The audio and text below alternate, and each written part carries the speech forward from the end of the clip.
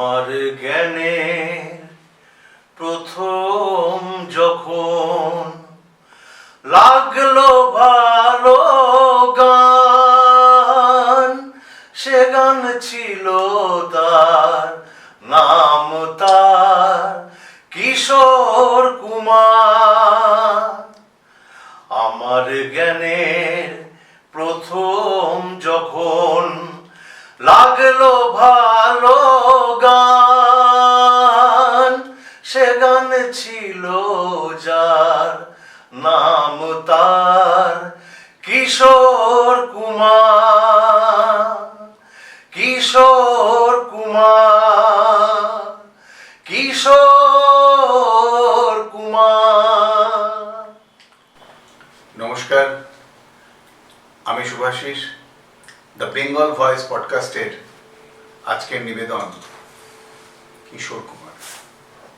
নতুন করে আর কি পরিচয় দেব, আমাদের সকলের প্রিয় শিল্পী কিশোর কুমার। কিশোর কুমার নামটা শুনলেই হৃদয়টা কেমন নেচে ওঠে। অসংখ্য রোমান্টিক গান, স্যাড সং, নানা রকম গানে তিনি আমাদের সবসময় ভরিয়ে রেখেছেন। উনি অনেকদিন হলো চলে গেছেন, তাও আমাদের প্রত্যেকটা মুহূর্তে, প্রত্যেকটা সময়, প্রত্যেকটা অকেশনে তাকেই মনে পড়ে কিশোর কুমার। আজকের আড্ডার বিষয় শিল্পী কিশোর কুমার। আর এই আড্ডাতে আজকে আমরা পেয়েছি কিশোরের গলায় গান গান অত্যন্ত পরিচিত একটা নাম, দেবাশিস দা। দেবাশিস দা, তোমার নমস্কার। টাইটেলটা যেন কি? মুখার্জি। মুখার্জি। আমরা আসলে দেবাশিস দা বলেই ডাকি বা দেবাশিস কুমার বলেই ডাকি, দেবাশিস মুখার্জি। আজকের আমাদের আড্ডা আমরা এখানে শুরু করলাম, তবে অবশ্যই আমাদের মাথার উপর থাকবেন সেই মানুষটা যার নাম কিশোর কুমার। ঠিক। আচ্ছা দেবাশিস দা, এত মানুষ থাকতে, মানে এত গায়ক, কত রকম তো গায়ক আছে, তা তুমি হঠাৎ কিশোর কুমারের গানকে এত পছন্দ করলে কেন? ব্যাপারটা একটু প্রথম থেকেই বলি। আমার এই সঙ্গীত জীবনে শুরু হয় আমার মার কাছ থেকে। আমার মা একজন খুব গুণী মানুষ ছিলেন, খুব ভালো গান গাইতেন, ওনার থেকে আমার এইটা পাওয়া। আর যেটা কিশোর কুমারের ব্যাপারটা আসছে সেটা হচ্ছে যে আমরা ছোটবেলায় দেখতাম যে যখন দুর্গাপুজো হতো, প্রত্যেকটা প্যান্ডেলে প্যান্ডেলে সেই আমার পূজার ফুল, সে যেন আমার পাশে আজও বসে আছে, বা সন্ধ্যা মুখার্জির গান গেয়ে, মানে প্রত্যেকটা প্যান্ডেলে প্যান্ডেলে এটা শুনতে খুব ভালো লাগতো। মনে হতো যেন একটা উৎসব চলে এসছে, বাঙালির শ্রেষ্ঠ উৎসব। তা এবার কি হয়েছে, আমার পাড়াতে একটা অনুষ্ঠান হচ্ছিল, সেই অনুষ্ঠানে আমার পাড়ার দাদারা আমাকে একটা গান গাওয়ার সুযোগ দেয়, এবং সেই গানটা আমি গেয়েছিলাম। এখনো মনে আছে, জিন্দেগি কা সফর হ্যায় ইয়ে कैसा সফর। ওই শুনে আপনারা হয়তো জানবেন যে তোচন ঘোষ, তো আমাদের তোচন দা, হ্যাঁ অর্গানাইজার, আমাকে কার্ড দিয়ে বলে যে আমার সঙ্গে দেখা করবেন এবং এটা এই সপ্তাহের মধ্যে। তা ওই আমার যাত্রা শুরু। ওইখান থেকে আমার সবাই বলা বলি করতো যে তুই তো কিশোর কুমারের গান ভালো গাস, তোর গলায় টেকনিকগুলো অনেকটা ওনার মতন আসে। আমিও ওনার মুখের যোগ্য নই, কিন্তু সবাই বলে, আমার খুব লজ্জা লাগতো। তা যাই হোক, তারপর থেকে আমার একটা প্রফেশন হিসেবে এটাকে বেছে নিলাম। দীর্ঘ ধরুন 24-25 বছর আমি সঙ্গীতের জগতে রয়েছি, এবং আপনাদের সকলের আশীর্বাদে আমি অনেক প্রোগ্রাম করছি, অনেক ইয়ে করেছি। যেটুকুনি যা করেছি আপনাদের ভালোবাসা আশীর্বাদে আমি এটা করেছি। আচ্ছা, যখন অনুষ্ঠানে গান গাইতে যান, তখন যখন আপনার গান শুনে, অবশ্যই কিশোর কুমারের গান শুনে মানুষ হাততালি দেয়, তখন ফিলিংসটা কেমন?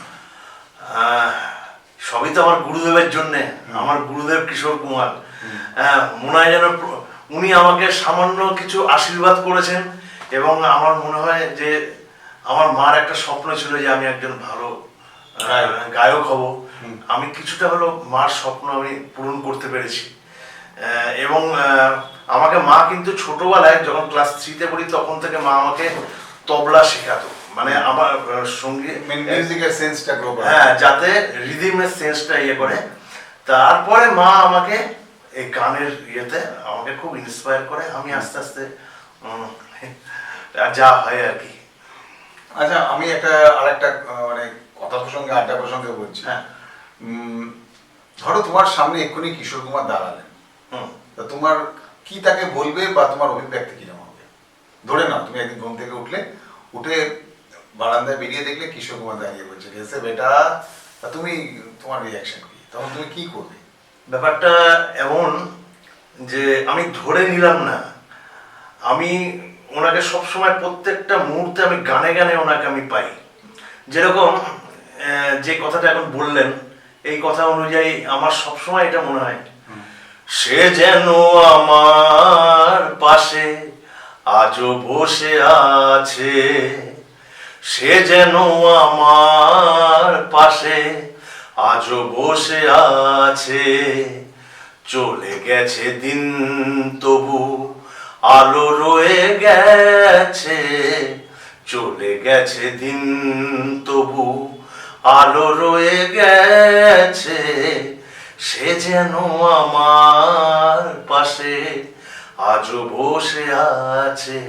আমার সবসময় মনে হয় উনি আমার পাশে বসে আমাকে শুধু আশীর্বাদ করছেন। বাহ বাহ, খুব ভালো উত্তর পেলাম। মানে গানে গানে উত্তর, যাকে গানে গানে সে যেন আমার পাশে আজও বসে আছে।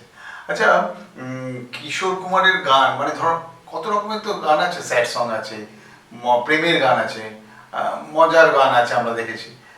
তোমার কাছে কি স্যাড সং একটা শোনা যেতে পারে? যদিও আড্ডায় স্যাড সংটা একদমই মানায় না, কিন্তু যেহেতু কিশোর কুমার তাই বলছি, তার তো অনেক রকম ব্যাপ্তি ছিল। অভিনেতা কিশোর কুমার, আমি অভিনয় করে দেখাতে বলছি না, তাহলে তুমি ঘাবড়ে যাবে। যেটা বলছি, তুমি একটু গান করে দেখো, একটা যদি স্যাড সং মনে থাকো। নিশ্চয়ই। আচ্ছা, সে বাংলা হোক হিন্দি হোক। আমি এই প্রসঙ্গে একটু বলি, কিশোর কুমার একজন প্রতিভা ছিলেন, ব্যক্তিত্ব মানে হ্যাঁ, যে একজন এমন শিল্পী ছিলেন, উনি একদিকে মিউজিক কম্পোজার, একদিকে লিরিসিস্ট, একদিকে অ্যাক্টর, মানে ভার্সাটাইল যেটাকে বলি। তা ওনার একটা ইন্টারভিউতে আমি দেখেছিলাম, সেই ইন্টারভিউতেই উনি বলছিলেন যে মানুষের যে জীবন অর্থাৎ জিন্দেগি, এইটা সুখ এবং দুঃখ নিয়ে একদম তৈরি। শুধু সুখ শুধু দুঃখ এরকম হতে পারে না। এবং এই ব্যাপারটা উনি গান দিয়ে উনি বলেছিলেন, যেরকম মানুষের যে সময় সুখ থাকে তখন জিন্দেগিটা থাকে গেছে, जिंदगी एक सफर है सुहाना, यहाँ कल क्या हो किसने जाना, जिंदगी एक सफर है सुहाना, यहाँ कल क्या हो किसने जाना। আবার এই জিন্দেগি নিয়ে উনি যে সময় সেই দুঃখের কথাটা বলেন, তখন উনি বলেন, जिंदगी का सफर है ये कैसा सफर, कोई समझा नहीं कोई जाना नहीं, जिंदगी का सफर है ये कैसा सफर, कोई समझा नहीं कोई जाना नहीं, है ये कैसी डगर चलते हैं सब मगर, कोई समझा नहीं कोई जाना नहीं, जिंदगी का सफर है ये कैसा सफर, कोई समझा नहीं कोई जाना नहीं। মানে কিশোর কুমারের গান নিয়ে আড্ডা শুরু করলে বোধহয় শেষ 8-10টা এপিসোড কোনো ব্যাপার না, সারা রাত কেটে যাবে। এবং প্রত্যেকটা মুহূর্তে, প্রত্যেকটা মানে কথার বাঁকে বাঁকে ওনার সৃষ্টি আছে, ক্রিয়েটিভিটি আছে। গানে গানে ভালো থাকুন, আনন্দ করুন। বিশেষ করে এই যে সমাজ চলছে এখন, একটা অস্থিরতা সারা পৃথিবী জুড়ে, এর মাধ্যমে মানে এর মাঝে আপনাদের ভালো রাখতে পারে কিন্তু গান, সে যার গানই একদম ঠিক। মিউজিক ছাড়া ঠিক এই সময়তে বেঁচে থাকা বোধহয় সম্ভব নয়। আর সেটা যদি কিশোর কুমার হয় লাজবাব।